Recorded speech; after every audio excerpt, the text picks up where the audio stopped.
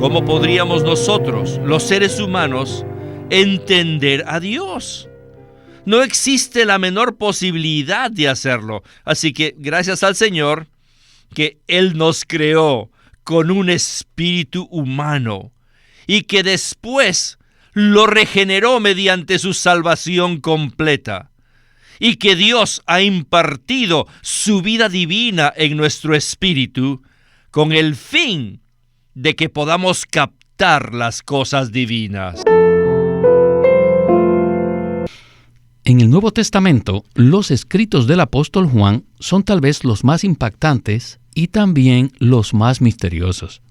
Sus escritos, que comprenden su Evangelio, sus 3 epístolas y el libro de Apocalipsis, nos revelan las cosas divinas y místicas. Sus escritos son misteriosos porque no se enfocan en hechos históricos, en doctrinas o en enseñanzas, sino en la esfera divina y mística, la cual nos revela a Cristo como la vida divina que está disponible para que la recibamos y experimentemos cada día. La esfera divina y mística. Sin embargo, más adelante en su ministerio, él empezó a usarla, y esta frase es muy aplicable a los escritos de Juan. ¿No es así? Esto es correcto. Esta frase es totalmente aplicable a los escritos de Juan, más que a ningún otro escritor del Nuevo Testamento. La esfera divina y mística no es simplemente una frase que debemos escuchar, sino que es un ámbito que los creyentes necesitamos ver y experimentar. Juan nos revela la vida divina, la cual es la base y el cimiento para las verdades más elevadas, ¿verdad? Si no tuviéramos los escritos de Juan, no podríamos comprender la esfera en la que habla Pablo, porque él se basó en las verdades básicas presentadas por Juan. En Efesios, el cual es uno de los libros más elevados del Nuevo Testamento, Pablo ora para que recibamos un espíritu de sabiduría y revelación. Creo que esta oración es muy apropiada para iniciar el estudio de estas epístolas de Juan. En los primeros 3 versículos de Primera de Juan, capítulo 1, dice lo siguiente: lo que era desde el principio, lo que hemos oído, lo que hemos visto con nuestros ojos, lo que hemos contemplado y palparon nuestras manos, tocante a la palabra de vida, y la vida fue manifestada, y hemos visto y testificamos, y os anunciamos la vida eterna, la cual estaba con el Padre y se nos manifestó. Lo que hemos visto y oído, os lo anunciamos también a vosotros, para que también vosotros tengáis comunión con nosotros, y nuestra comunión verdaderamente es con el Padre y con su Hijo Jesucristo. Sin duda, este es un inicio maravilloso, pero a la vez misterioso. Todo lo relacionado con la vida divina es misterioso, pero la carga de Juan consiste en explicar estas cosas para que nosotros los creyentes podamos apreciar y experimentar la vida divina. All John's writings, Todos los escritos de Juan, his gospel, su evangelio, his 3 epistles, sus epístolas and his revelation. y el libro de Apocalipsis ocupan un lugar particular y sorprendente en la revelación completa de la Biblia. Los escritos de Juan son por completo la revelación de los asuntos divinos. Y quiero hacer énfasis en 2 palabras: revelación y divino. Toda la Biblia no fue escrita según los conceptos humanos, sino que es por completo la revelación divina escrita en el lenguaje humano. Especialmente podemos decir esto de los escritos de Juan. Ninguna mente humana es capaz de adivinar lo que nos revelan los escritos de Juan, porque estos escritos están más allá, mucho más allá de nuestro entendimiento humano. Podemos decir que estos 5 libros son demasiado divinos. Por lo tanto, al leerlos necesitamos mucha oración y debemos confiar en el Espíritu que mora en nosotros para que nos dé la revelación, una revelación para poder ver los asuntos divinos, y también que nos dé la sabiduría necesaria para poder captar los asuntos que vemos en nuestro espíritu. Además, sabemos que todo aquello que se relaciona con Dios y que pertenece a Dios es divino, y todo lo que es divino es misterioso. ¿Cómo podríamos nosotros, los seres humanos, entender a Dios? No existe la menor posibilidad de hacerlo. Así que gracias al Señor que Él nos creó con un espíritu humano y que después lo regeneró mediante su salvación completa, y que Dios ha impartido su vida divina en nuestro espíritu con el fin de que podamos captar las cosas divinas. Ahora su espíritu mora en nuestro espíritu. Por lo tanto, quiero enfatizar que nuestra mente humana es incapaz y no está calificada para captar los asuntos divinos. Necesitamos ejercitar nuestro espíritu mezclado y orar para poder entenderlos. Es muy interesante lo que acabamos de escuchar. La Biblia utiliza el lenguaje humano, pero nosotros no podemos usar nuestra mente humana para comprender la revelación divina que está contenida en la Biblia. Por tal motivo, necesitamos ejercitar nuestro espíritu humano regenerado, en donde mora el espíritu vivificante.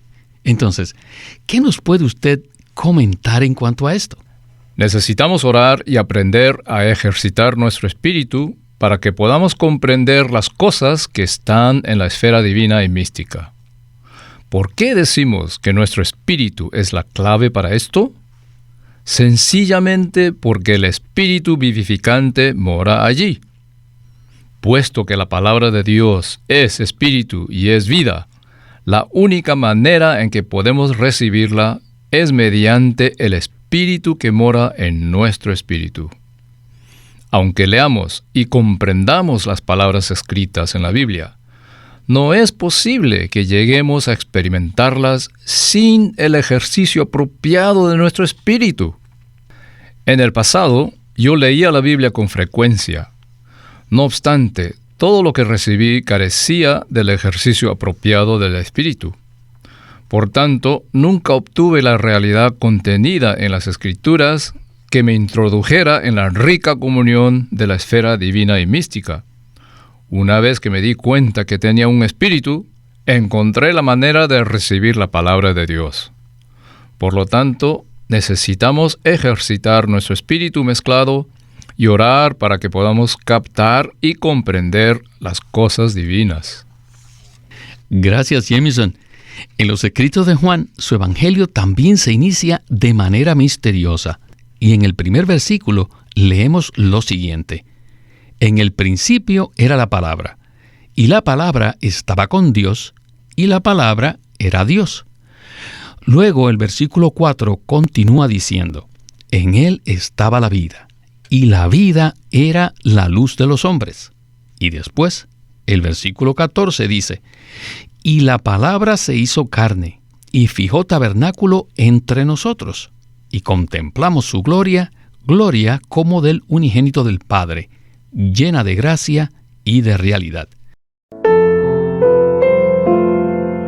Without John's writings, Si no tuviéramos los escritos de Juan, the entire Bible is short of... toda la Biblia carecería de algo. Sin el Evangelio de Juan, solo podríamos darnos cuenta que el Señor Jesús está en el hombre. Si solo tuviéramos los 3 evangelios sinópticos, solo podríamos ver la humanidad del Señor, pero jamás podríamos ver su divinidad. ¿Pueden creer que existe este escrito que nos dice que nuestro Salvador es el Verbo eterno, quien es Dios mismo, y que en Él está la vida, y que esta vida es la luz de los hombres? Y este Verbo se hizo carne, y que Él era el tabernáculo entre nosotros. Y cuando entramos en este tabernáculo, recibimos gracia y realidad y disfrutamos de su gloria. Y cuando lo vemos, vemos a un cordero, un pequeño cordero. ¿Son estos escritos humanos? No. ¿Son escritos morales, éticos o filosóficos? No, por supuesto que no. Esta es una revelación completamente divina. Este es el propósito de los escritos de Juan, los cuales complementan los otros 3 evangelios. Y no solo ellos, sino también complementan las epístolas.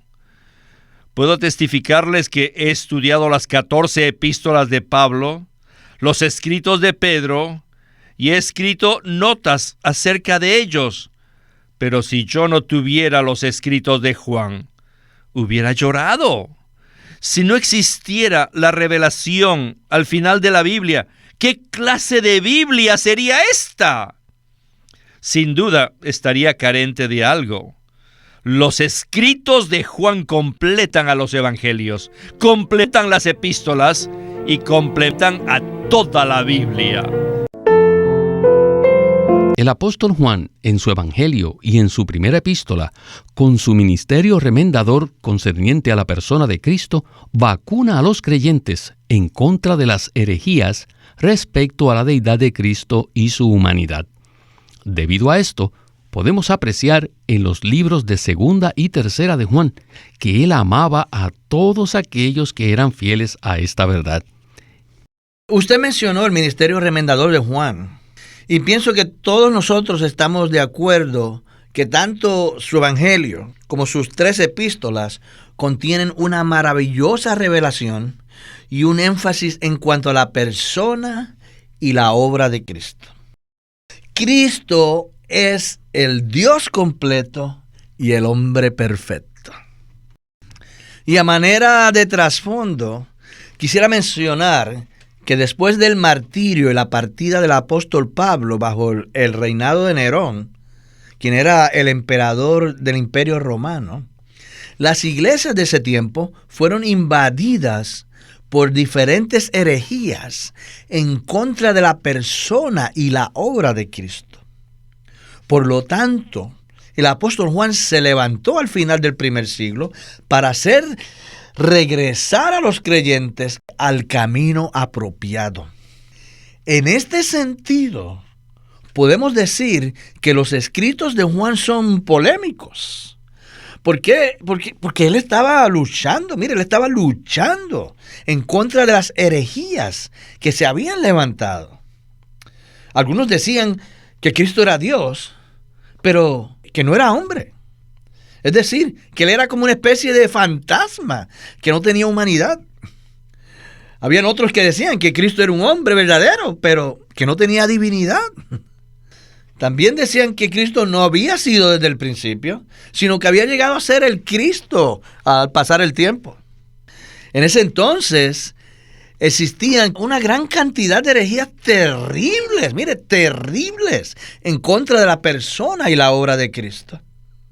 Esa fue la razón por la que Juan vino con su ministerio remendador para remendar los rotos y las rasgaduras que se habían producido en la red de la iglesia en ese tiempo. En su evangelio y en su primera epístola, el apóstol Juan vacunó a los creyentes en contra de todas esas herejías.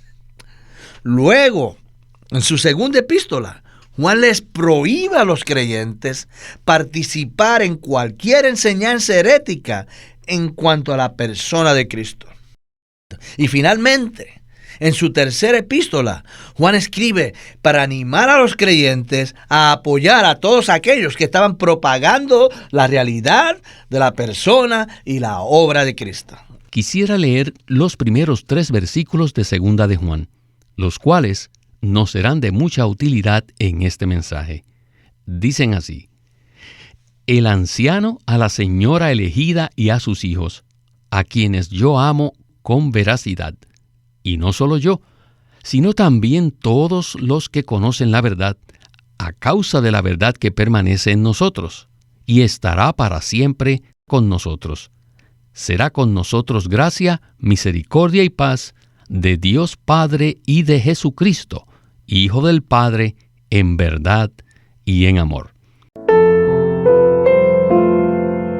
We come to 2 John. Hemos llegado a Segunda de Juan. The subject of this book El tema de este libro is prohibition es la of prohibición a participar en herejías. ¿Qué son las herejías? Las herejías son las enseñanzas tales como las enseñanzas de los erintios, las enseñanzas de los docetas y los gnósticos. Todas estas enseñanzas eran enseñanzas herejes, y este libro nos prohíbe que participemos en cualquier clase de enseñanza de los erintios, los docetas y los gnósticos. Cristo es tanto Dios como hombre, o sea que tiene la deidad y la humanidad. Él posee la naturaleza divina y la naturaleza humana. Como tal, Él expresó a Dios en la vida humana y efectuó la redención con el poder divino en la carne humana a favor de los seres humanos caídos, a fin de impartir la vida divina en ellos y llevarlos a que ellos tengan una unión orgánica con Dios. Esta es la verdad que enfatizan la segunda y la tercera epístolas de Juan. La segunda epístola les advierte a los creyentes fieles que no reciban a los que no permanecen en esta verdad. Y la tercera epístola exhorta a los creyentes a recibir y ayudar a los que trabajan a favor de esta verdad. El apóstol amaba a los que eran fieles a esta verdad. El versículo 3 dice: sea con nosotros gracia, misericordia y paz de Dios Padre y de Jesucristo, Hijo del Padre, en verdad y en amor. La palabra verdad se refiere a la realidad divina del Evangelio. El amor se refiere a la expresión de los creyentes al amarse unos a otros a medida que reciben y conocen la verdad. Estos dos asuntos constituyen la estructura básica de esta epístola, la base sobre la cual el apóstol saluda y bendice a los creyentes con la gracia, la misericordia y la paz, y que entre ellos existía la verdad y el amor, los cuales son dos asuntos cruciales. Si la verdad y el amor no existieran entre los creyentes, no habría manera de que ellos pudieran disfrutar la gracia, la misericordia y la paz. La gracia, la misericordia y la paz son dados únicamente cuando están presentes los factores básicos de la verdad y el amor. Por tanto, esta epístola enfatiza estas dos cosas: la verdad y el amor. De Tercera de Juan. The subject of the book is El tema de este libro es encouragement to the fellow workers in the truth. el aliento a los colaboradores en la verdad.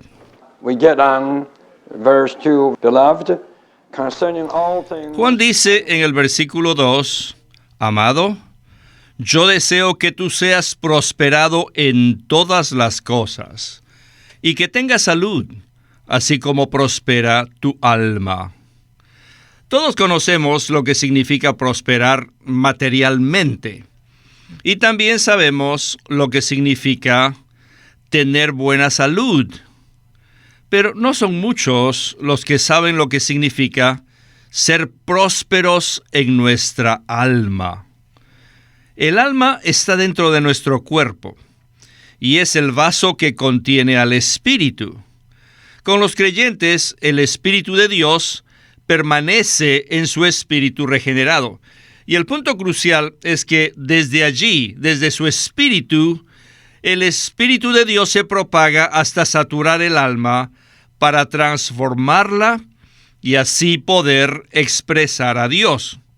En esto consiste la prosperidad del alma de un creyente. nuestra alma prospera de esta manera.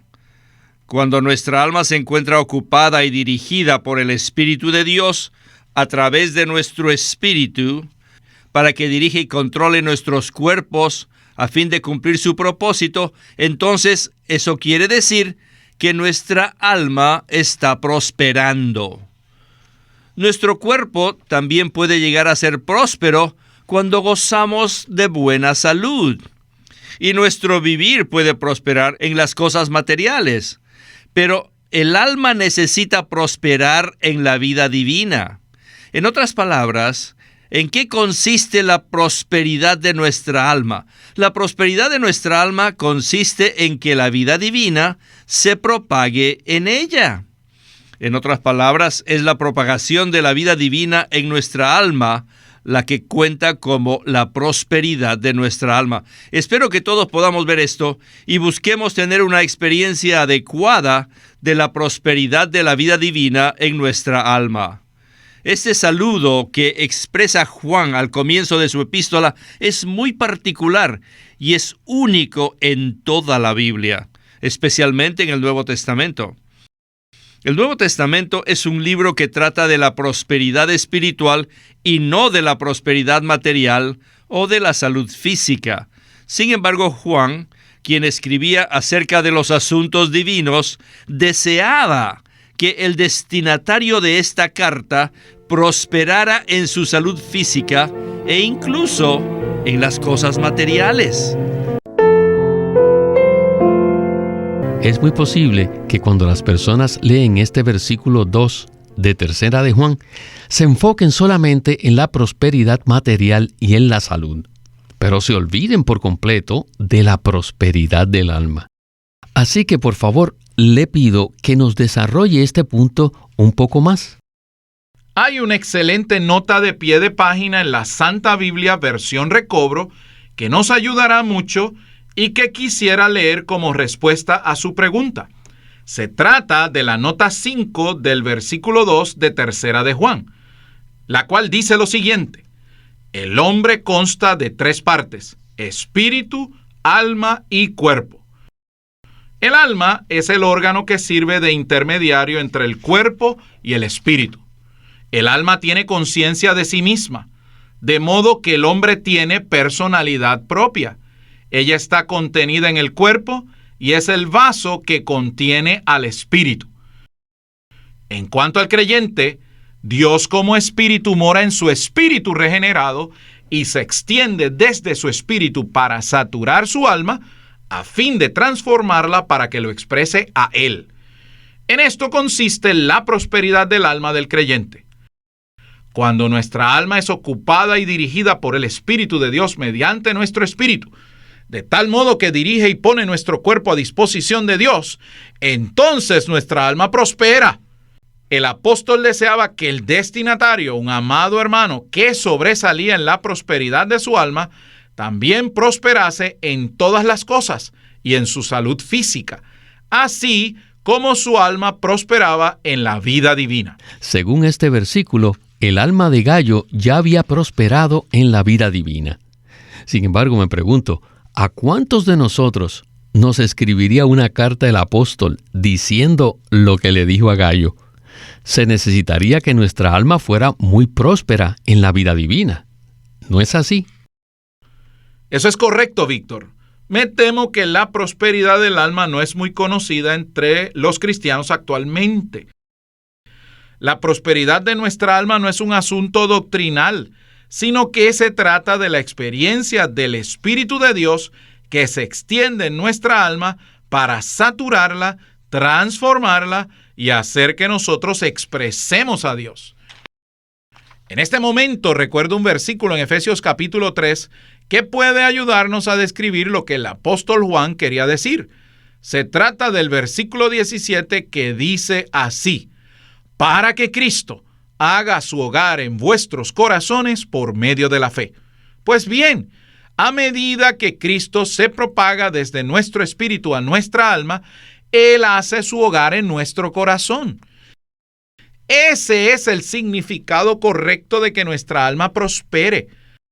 Nuestra alma solo puede prosperar cuando Cristo se extiende desde nuestro espíritu para hacer su hogar en todas las partes de nuestro corazón. Tengo que dar un fuerte amén a esta palabra, Oscar. Alabado sea el nombre del Señor. Bien, continuemos con el versículo 3 de Tercera de Juan, que dice así: Pues mucho me regocijé cuando vinieron los hermanos y dieron testimonio de tu firmeza en la verdad, de cómo andas en la verdad. Verse 3. En el versículo 3, Juan dice, For I rejoiced pues mucho me regocijé greatly at the brothers coming. cuando vinieron los hermanos y dieron testimonio de tu firmeza en la verdad, de cómo andas en la verdad. ¿A qué se refiere esta frase? El pensamiento aquí es muy profundo y nos indica que la verdad objetiva llega a ser algo muy subjetivo en nuestro andar diario. Y esta verdad es simplemente la realidad divina de la deidad de Cristo. Esto significa que nosotros vivimos, andamos y nos conducimos en la realidad divina, quien es nuestro disfrute del Dios triuno. Este disfrute es lo que determina nuestro andar y determina la manera como vivimos. Es decir, que la manera como vivimos está moldeada, está determinada por lo que hemos visto y hemos disfrutado de esta realidad.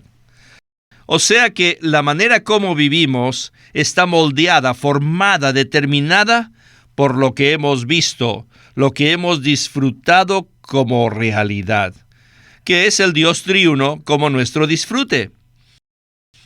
¿Qué había en el corazón del escritor de estas 3 epístolas? En el corazón de Juan había una preocupación para que los creyentes disfrutaran al Dios triuno. Hoy día nuestra preocupación debe ser la misma. La Biblia nos revela que Dios es comestible, edible, es nuestro alimento y nuestro disfrute. Inmediatamente después de la creación del hombre, Dios lo colocó al frente del árbol de la vida, con la intención de que el hombre comiera de ese árbol. Luego, en la redención de Dios, según está tipificada por la historia de Israel, ellos comieron el cordero pascual y el pan sin levadura. Y después, cuando los israelitas entraron al desierto, ellos comían el maná diariamente. La mayoría de los cristianos sabe que el maná es un tipo de Cristo. En el capítulo 6 del Evangelio de Juan, el Señor Jesús dijo que Él era el pan de vida y que el que le come vivirá por Él. Así que necesitamos comerle. Santos queridos, necesitamos ver cuál es la realidad divina en el Nuevo Testamento. La realidad divina es el Dios triuno, el Padre en el Hijo, y el Hijo que se hizo el Espíritu, y quien ha llegado a ser nuestro disfrute interno, nuestro disfrute subjetivo. No se trata de cierta clase de teología, o una clase de credo o creencia, sino del disfrute interno que tenemos de Él. El apóstol Juan se regocijó mucho cuando vinieron los hermanos y le testificaron acerca de la firmeza de Gayo en la verdad y de cómo andaba en la verdad. Sin embargo, Juan no se refiere aquí a una verdad doctrinal. ¿Podría usted explicarnos a qué se refiere Witness Lee cuando dice que nosotros debemos tener un disfrute subjetivo del Dios triuno? Pienso que esta es una de las revelaciones más maravillosas del Nuevo Testamento respecto a nuestro andar y que ha sido recobrada por este ministerio a lo largo de los años.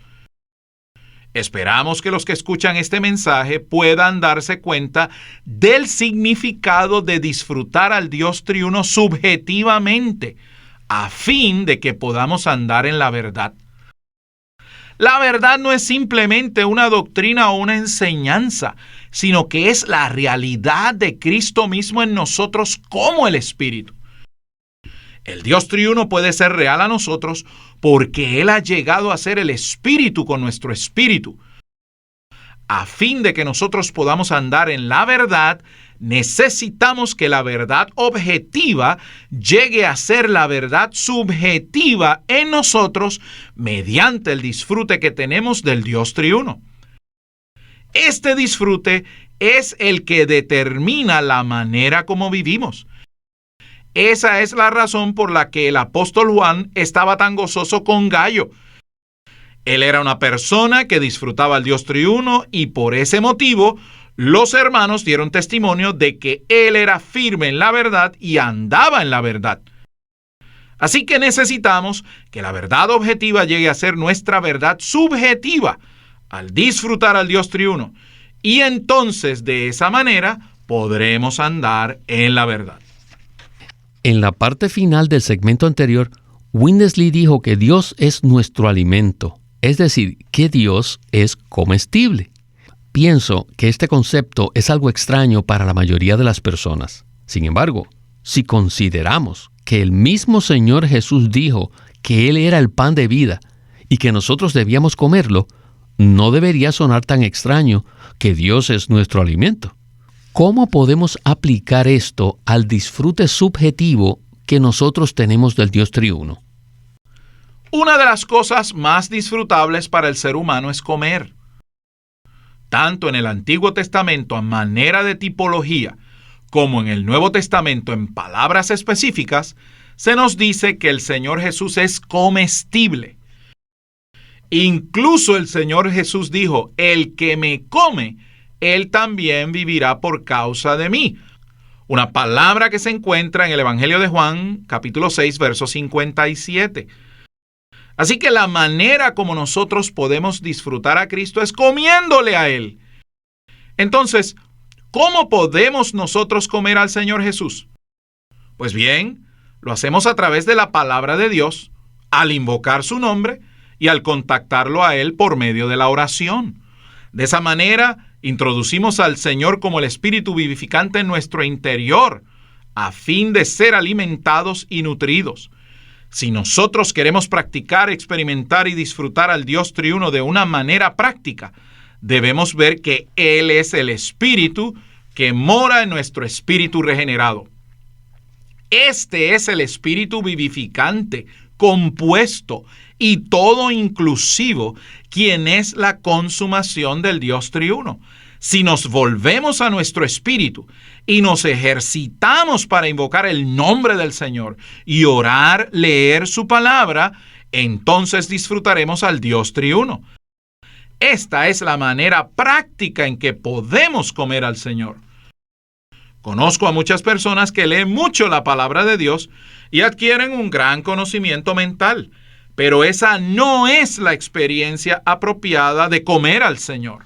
La manera práctica consiste en orar, leer la palabra de Dios, es decir, orar con las mismas palabras que están en la Biblia. En 2 de Timoteo 3:16 dice, toda la escritura es dada por el aliento de Dios. Dios exhala su aliento por medio de su palabra. Por lo tanto, nosotros necesitamos inhalar ese aliento divino a través de la oración. De esa manera, no recibiremos simplemente la doctrina de la palabra, sino que recibiremos la vida divina que está contenida en ella. Esta es la manera de disfrutar al Señor como vida. Así es. Bueno, necesitamos ir al segmento final del mensaje, pero antes quisiera leer los versículos del 5 al 8 de Tercera de Juan. Dicen así: Amado, fielmente te conduces en todo lo que haces por los hermanos, aunque sean forasteros, los cuales han dado ante la iglesia testimonio de tu amor, y harás bien en encaminarlos como es digno de Dios, porque ellos salieron por amor del nombre, sin aceptar nada de los gentiles. Nosotros, pues, debemos sostener a tales personas, para que seamos colaboradores en la verdad. El Dios triuno hoy en día es el Espíritu. y el Espíritu está dentro de nuestro espíritu. Podemos considerar que este espíritu es un extracto del Dios triuno. Debemos volvernos a nuestro espíritu y debemos permanecer allí. Debemos ejercitarnos al invocar el nombre del Señor y al leer la Biblia y orar leer la palabra santa. De esta manera disfrutaremos al Dios triuno. Y este disfrute nos sacudirá, producirá un cambio en nosotros y moldeará la manera en que vivimos. Los versículos 5 y 6 dicen: Amado, fielmente te conduces en todo lo que haces por los hermanos, aunque sean forasteros. Esto nos indica la clase de hospitalidad que debemos brindarle a aquellos hermanos que salen por causa de la verdad. Estos hermanos no eran conocidos de Gayo, y puesto que Gayo era el destinatario de esta epístola, no conocía muy bien a tales hermanos, así que ellos eran como forasteros para él. Y el versículo 6 continúa: los cuales han dado ante la iglesia testimonio de tu amor, y harás bien en encaminarlos como es digno de Dios. Las palabras "como es digno" indican que los hermanos deben ser encaminados de una manera que corresponda a Dios, quien es generoso, lo cual indica que deben ser encaminados con generosidad. En la época del apóstol, los hermanos que laboraban para Dios no aceptaban nada de los paganos, y por eso el apóstol encomienda a los creyentes a que sostengan esta obra por causa de la economía de Dios.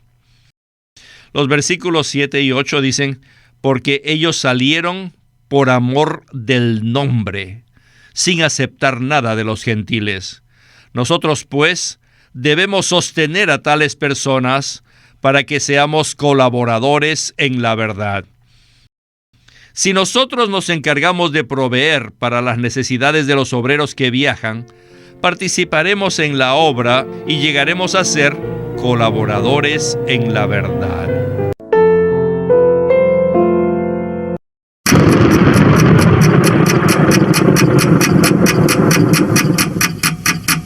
El Vigilante.